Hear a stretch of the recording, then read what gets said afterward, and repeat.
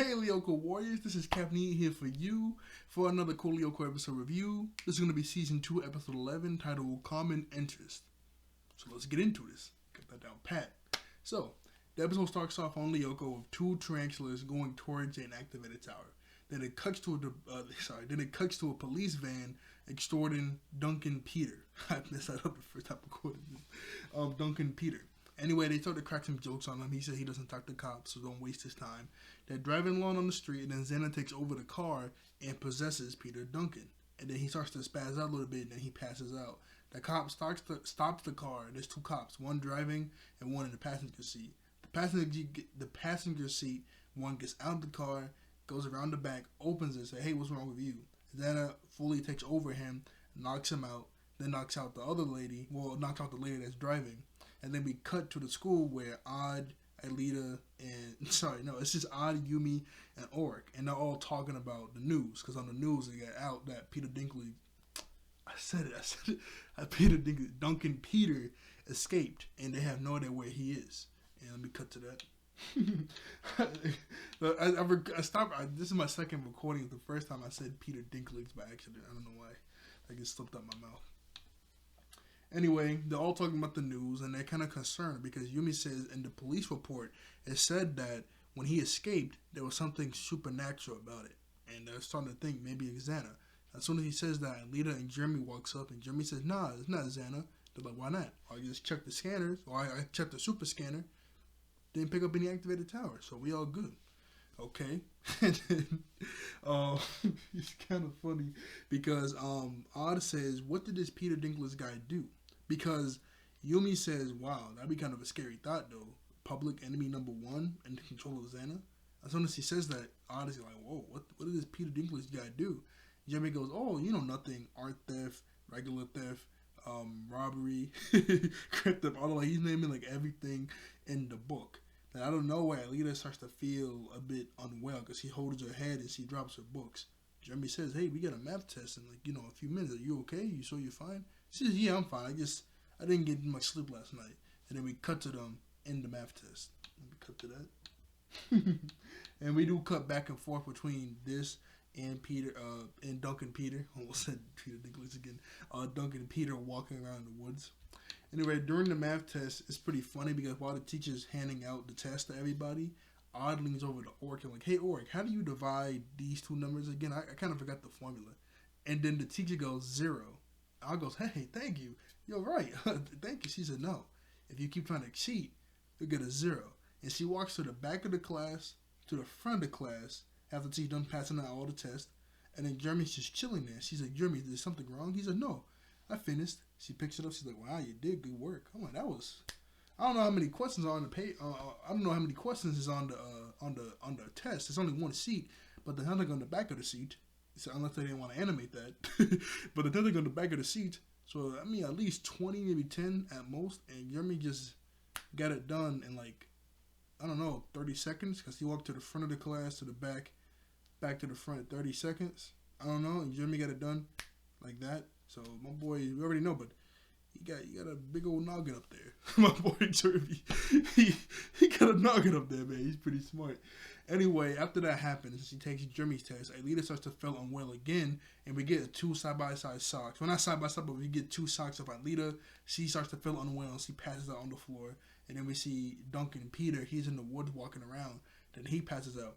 And then we get this really intense scene where we see the hospital ambulance grab Alita, take her into the ambulance, drive to the hospital, take her into the hospital. We see Jeremy walking alongside of the doctors and everybody else, pushing her into, I don't know what it's actually called, but like the bed, and it has the wheels on it, and they have to push them to the room. I don't know what the actual word of it's called, but pushing her there, gets her into her room. We see her heart vitals going up and down, and you have to do clear soccer, and the music's all sad, like the Lyoko Warriors, they're just looking at her, just patiently waiting. It's kind of a deep, obviously, they're not gonna kill her like this, but it gets kind of sad, kind of deep, you just see her passed out, not even moving, put into the hospital room, clear, come on, we gotta get her. And then you just keep seeing the heart monitor and the heart flat lines for a few moments, and then she comes back up, and I'm like, "Wow, kid, you got a guardian angel."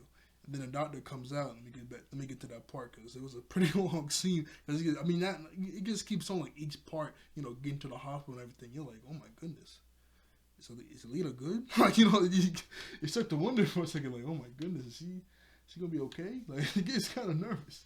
It gets kind of nervous hanging up the front. Anyway, the Lyoko Warriors, the doctor talks to the Lyoko Warriors, talk to everybody, Yumi, Odd, Jeremy, and Ori. They said that she's in stable condition and she's okay for right now. You are allowed to go in there to talk to her, but keep the noise down. She needs to have a rest. So they all go talk to her, and they think like, that's Xana's doing? Jeremy checks the scanner thing again and says, no. I mean, the super scanner, he says, no. Nothing going on with the supercomputer right now. I mean, everything's fine on my end, but there's no classes this afternoon. So we know it's a Saturday. Because last week they explained on Saturdays you got morning class, no afternoon class. But on Sunday, it's no class at all. So this must be a Sunday. So it's literally just 1 week after this. It's only 1 week between episodes. Anyway, he says that he didn't see anything on the super scanner, but there's no class this afternoon, so he's going to go check out the factory and see if there's anything wrong. Orc and Asa will go with you too. And then Yumi says, well, I guess I'll stay here with our leader because obviously she needs somebody with her. Plus, she says we can have finally a girl one-to-one talk. And they're like, okay. And then we get the scene with them, all three of the boys running to the factory, going into the sewers, running along the bridge, going into the elevator, then in the main computer room. And then we actually get to see Jeremy's animation jumping off the stairs. We finally get to see, not finally, we never said this before, but we saw like Yumi, Odd, and Oric, because we all know they ride the skateboards. Like a few episodes ago, they animated a new scene where they jumped off the stairs and grind rails on the handrail, and then they keep going. And we finally, Jeremy doesn't grind on the handrail, but he jumps off and lands, and like kind of, he's kind of scared because he just jumped off, and then he keeps going. We actually get to see that new animation scene, like Jeremy doing that. So that's pretty cool. Let me get to it. Let me play this little bit right here and then show it to y'all. Here we go.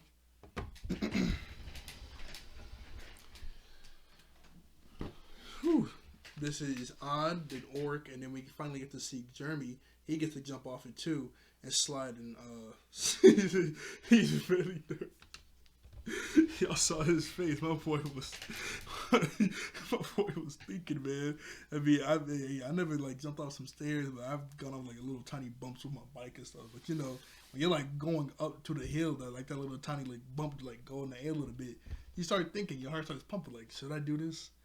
I don't know. Like, it's a really high chance you're gonna fall and bust yourself, man. You're gonna hurt yourself. You're gonna hurt yourself real bad. Whew. Anyway, let me get to them in the computer room because there's like a few more scenes here. Anyway, right before we cut to them in the computer room, I blanked on this. Right before we get to the computer room, we cut back to Duncan Peter. And he runs in front of a car and stands there. It's a truck. The car runs over him, but he just phases through it. And then he takes out everybody that's in there. Because there's like a little type pad for numbers in the back of the truck. Xana uses his electricity to hack it and it opens. Then everybody inside of the truck like, oh, hey, what are you doing? Xana takes him out pretty easily because, he can get control by Xana. He can phase to attacks. And then we see there's like a radiation symbol on these tubes that's inside the truck. We don't know what it is, but all we saw was Xana take out all the guards, hack into it, open it, and then take something that's radiation like out of the truck. And that's it. Then we cut back to Jeremy and he says, oh no. Well, no wonder I couldn't find anything on my bad. The computer. He was like, no wonder we couldn't find anything on the super scanner because the super scanner program is bugged and I don't know what to do. And he starts to type on his keyboard. He said, well, I think I could fix this. And I goes, well, is it a big problem? Are you able to fix it? He says, yeah, I can fix it, but doing trying to fix this program is either going to take a few minutes, a few hours. I don't know. I mean, it's going to be kind of hard. He keeps rambling, and I go, whoa, okay. How about this? It'd be way faster to find if there is an activated tower if me and Oric just go to Lyoko. And Jeremy goes, okay, I guess you're right. You guys go ahead and get ready. And they get virtualized. And that's like another few scenes. Let me cut past that. Just cut past that. Anyway, they get to Lyoko. Jeremy activates their vehicles and they start to ride around to look around for the tower. Eventually, they do find the tower and they just wait by it. And then when he tries to call them back, because obviously they can't really do anything while they're looking at the activated tower because they need a leader to do call Lyoko. While Jeremy tries to call them back, it doesn't work. Out of nowhere, the big like hologram world disappears and the whole screen goes black. And Jeremy has no idea what's going on. So he goes downstairs to the supercomputer to figure out what's going on. At the same time, Odd and Oric obviously are in the blink, so they're like, Jeremy? Like, you know, they're just waiting, like, because Jeremy just says, I'm going to re-virtualize you, and nothing's happening, so he's like, you know, they're both like, what's going on? Is something going on? Like, what the heck is happening? And then we get another scene where, it's a pretty funny scene, but it's kind of dark, too, because right after Oric and Odd are trying to wonder what's going on, we cut back to Yumi and Alita, and they're both laughing because Yumi is telling a story about how her brother Hioki said that he said, hey Dad, I'm gonna be just like you when I'm older, but with muscles. But with muscles, and they both start laughing. And out of nowhere, Alita she starts to laugh, and then she passes out. Then her heart monitor starts to beep again. It starts to go down, down, and down. Obviously, Yumi, she jumps up. She's like, Alita? And she calls for a doctor. And then we cut to Jeremy messing with the supercomputer. And then we cut back to Oric and Odd. A lot of cuts. We cut back to Oric and Odd. They're like, okay, Jeremy, something's going on with Jeremy. We're going to have to get back to Earth another way. So you ready? So Odd points his hand at Oric. And then Oric takes out his sword. And they both swing at it. Well, Oric swings at Oric. And then Odd shoots him a few times. They hit each other. They fall down. The electricity comes out because they just got hit. But they're like, what the heck? We can't be devirtualized. The scanners must be down. What is going on out there? They can't really do anything else besides just wait. They really can't just do anything else besides wait. And then we cut back to Jeremy. A lot of cuts. We cut back to Jeremy actually having the supercomputer come all the way out. And he walks over to it to turn it off and on to like reboot it. And then on Lyoko, it's pretty bad because all of Lyoko are starting to disintegrate. Like literally, like the piece of ice that the tower is on. I forgot, they're in the ice sector. The piece of ice that the tower is on, and the piece of ice that, you know, obviously Odd and Oric are standing on, is starting to disappear. So they get on their vehicles to go over to another chunk of ice, but then that chunk of ice starts to disappear too, and eventually Oric's overbike disappears, so they have to get on Odd's hoverboard. The Odd hoverboard starts to disappear, and they're finna fall into the digital sea. Like, it's a very bad situation right now. This is a very bad situation. This is how like Lyoko is starting to like disintegrate out of nowhere for no reason. Like, this is a very bad situation. Jeremy is trying to reboot the supercomputer. Boom. Like, all of Lyoko is starting to disintegrate. You say, well, this is Odd saving Oric, but you see, like, all the ice is starting to disintegrate, and if they fall into the digital sea, it's game over. Well, Jeremy has cold earth. Well, yeah, he has cold earth, so he could bring them back, but that's still like, that's still really bad, you know, to fall into the digital sea because you become fully digitalized. But he does have cold earth. Yeah, he has cold earth, so he could just bring them back easily. But obviously, you still don't want to be fully digitalized. It would be better not to get fully digitalized instead of Jeremy having to use cold earth, you know? So, let me put this back on the screen. It would be very better if we don't have to use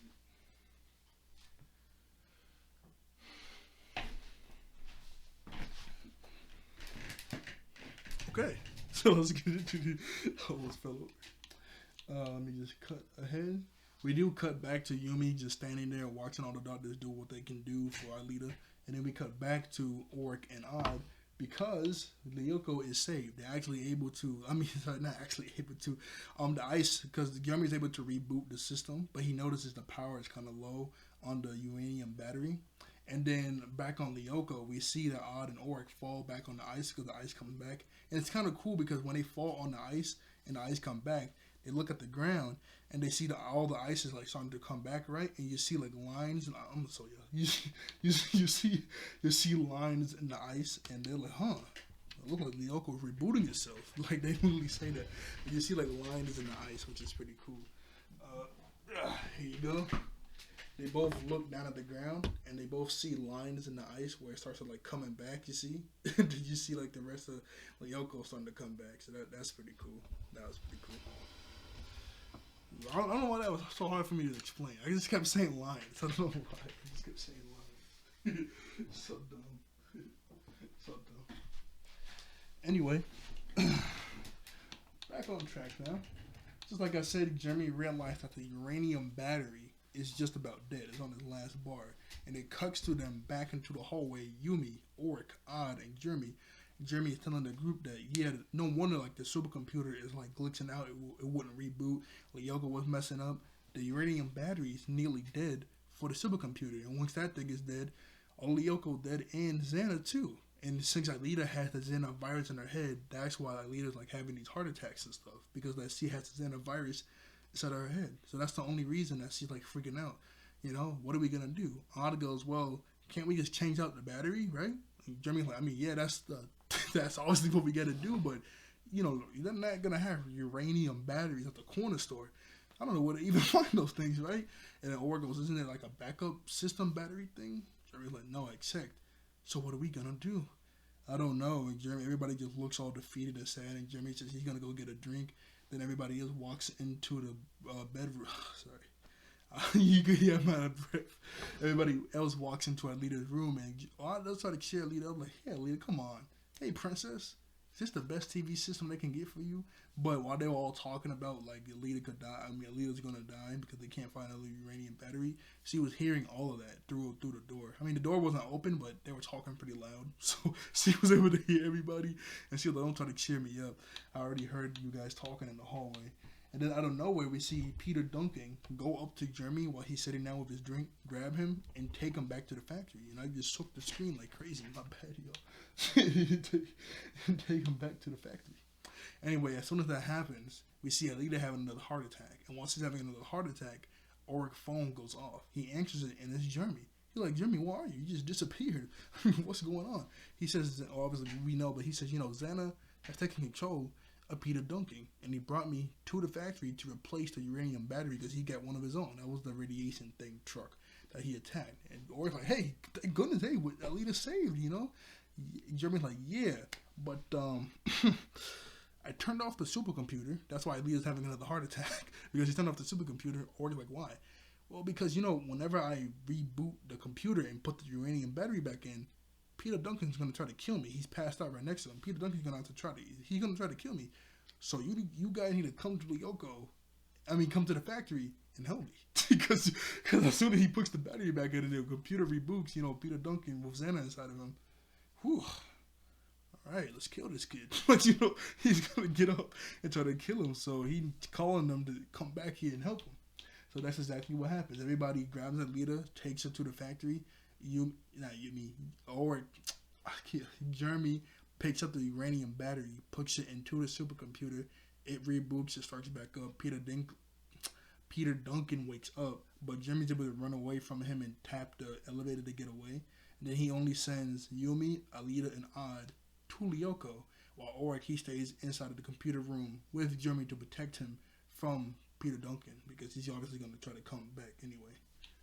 So we go to Lyoko. Let me cut this. As soon as they get there, it's a ton of Krangaloks. It's a ton of them. Odd, he runs over to them. Hey, I just realized I was able to say Krangaloks nicely. I didn't have to stutter with it. Let's go. Anyway, Odd, as soon as he sees all the Krangaloks, he runs over to them. He does a few flips and he shoots and kills one. While Yumi, she takes out her fans, both of them, and starts to block all the shots. And it's funny. This is funny. It's not funny. It's just like, how are these? So, Odd is fighting three of them. No, Odd is fighting. It was a ton of them. Like half of them go over to Yumi, and half of them go to Odd. Odd is fighting them, and he's taking some out. And the ones that Yumi fighting, Yumi doesn't take any out, but she keeps blocking all the shots, so because she has to protect Alita, obviously. And then one of them is able to shoot Yumi in the chest. And when she gets back up, Jeremy says, Yumi, you only have 10 life points left. You guys need to hurry up and find the tower. So he calls in their vehicles to get on the vehicles and fly away.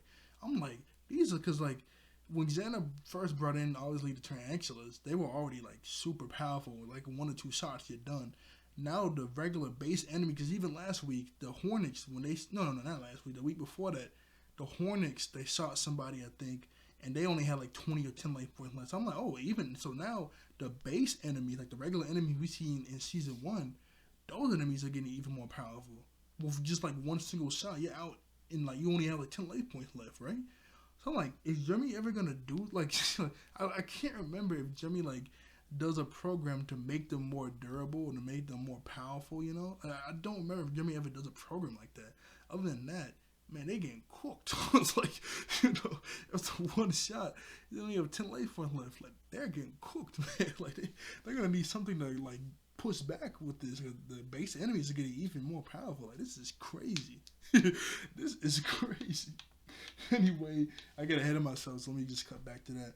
Eventually, Peter Duncan does come into the room with does come into the computer room. So Aura tries to fight him, but obviously Xana is super strong when he possesses somebody. So after like one elbow, Aura's like, ugh, like he's feeling it because Xana whenever Xana takes over somebody, he becomes super strong, or he or she becomes super strength. So it's gonna be a tough fight for Aura.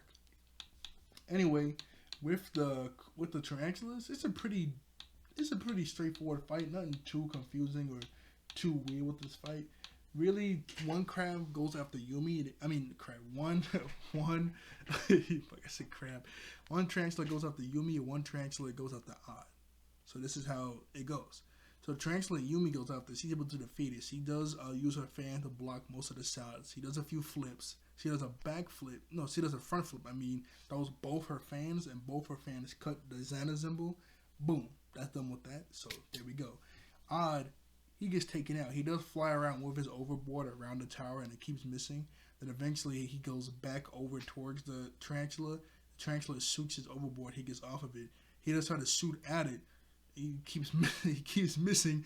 Then eventually it shoots Odd, and then he's done. Odd does I said he misses, but he does actually get like one or two shots off, and it hits him, but he's not on the Xana symbol. That's an instant KO. He hits the body, but obviously that's not going to be enough to take it out because the tarantulas are decently strong. And then Odd gets taken out. Then out of nowhere, the tarantula points and shoots at Alita. That's not what I mean is Yumi. She comes out of nowhere, guys, because she was missing for a minute, and she comes out of nowhere and blocks a shot from the tarantula. And she's like, "It's all up to you now, Yumi." She says, "Alita, you have to pull out all the stops." And then the tarantula shoots her once. She gets disintegrated. So at first, what I thought was going to happen was Alita was going to run, do a slide underneath the tarantula, and go into the tower. But no, she just stands at it, sings, and then disappears the piece of ice that it's standing on. Makes a hole underneath it. It falls into the digital sea. It dies, and then she's able to go into the tower and do Code Lyoko. And then the only thing that was really happening on Earth with Peter Duncan was he was beating up Orc, and then eventually he went over to Jeremy. He grabbed Jeremy, started to choke him out, and then after she does Code Lyoko, obviously he passes out and lets go of Jeremy, and Orc goes, "Hey Jeremy, you okay?" And Jeremy goes. He just gives a thumbs up to him, and then we cut back to Earth for the last scene of this episode, where they're all talking about the newspaper article. And the newspaper article says that Peter Duncan mysteriously just was passed out on the doorstep of the police station, because obviously it's them. And R goes, "Man, it would be nice to get all the praise and glory of saving the Earth every day and putting away criminals, but hey, I guess that's just not the life for us unsung heroes. Eventually we'll step out of the shadow. Eventually we'll step out of the shadows and get the praise and glory that we deserve. But for now, we just gotta do what's good and don't get no praise for it. Stay in the shadows. That's us."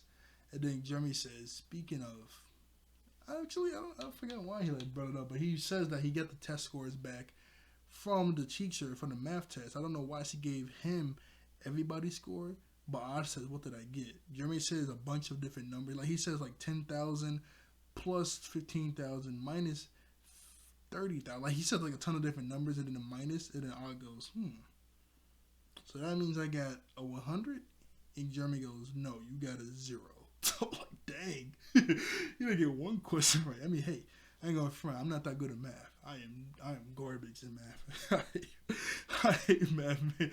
Formula, man. If I'm telling you, if it's more than 2, maybe 3 steps in math, I'm garbage. If it's more than 3 steps I gotta do in a single problem, I'm probably getting that problem wrong. I am garbage at math. I ain't gonna front. I might get something right, but Jeremy says he got a 0. He got a 0 that everybody cracks some jokes on Odd, and that's in an episode.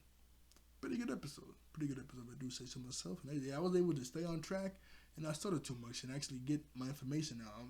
I had to backtrack on one thing, but hey, I'm getting better. I'm getting better. So, like, share, and subscribe. I'll see you all later. I thank you all for watching. I thank you all to be wonderful human beings. I'll see you guys next time. Bye-bye. Yo, did y'all see my, and also, thank you all for subscribing and liking and looking at my video. That junk was crazy. My One Piece video, I went to bed, only had like 46 views on it. I mean, hey, that's not bad. I mean, I appreciate that. Any type of views on my channel, I appreciate it. But I have 46. I wake up and it's like it's at like it's at like 500 views. Later on the day, it keeps going up and up and up. Right now, I got 3.3K likes on my latest One Piece view. That's like, I was surprised I even got 1K on any video.